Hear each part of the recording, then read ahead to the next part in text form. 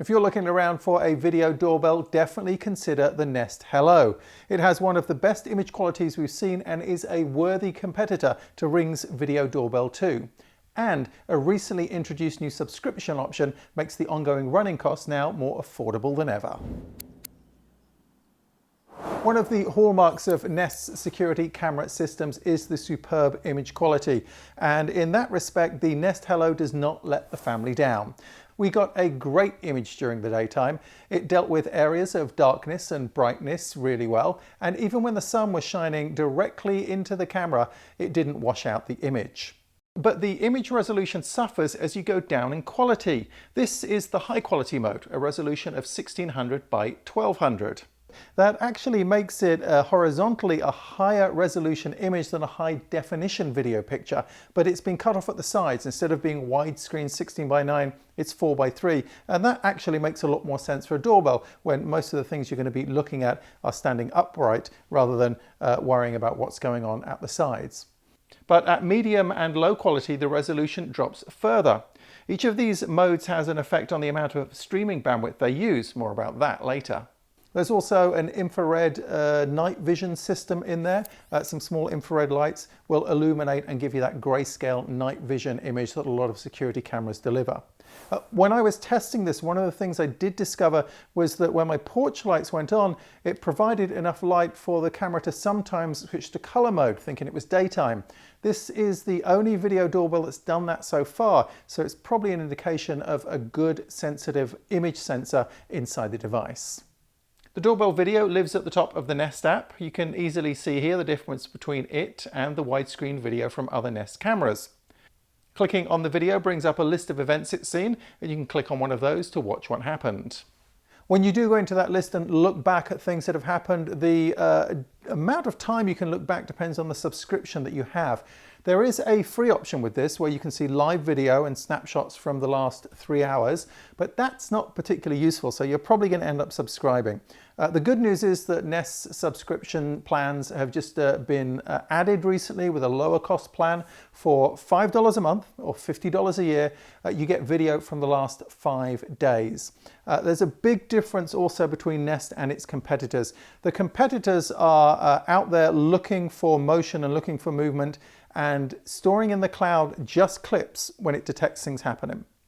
Nest is streaming all of the time. Everything is stored there. It pulls out clips of motion and interesting things that it sees to make it easier for you to go review them.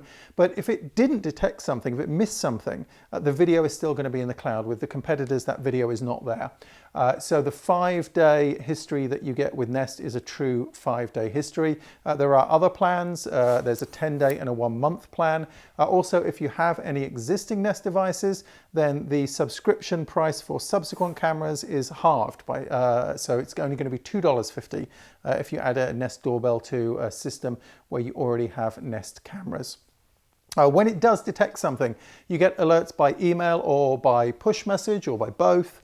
If someone comes to the door and rings your doorbell, then the app will open in full screen. You can talk to them remotely, or you can get the doorbell to announce one of 3 pre-programmed phrases.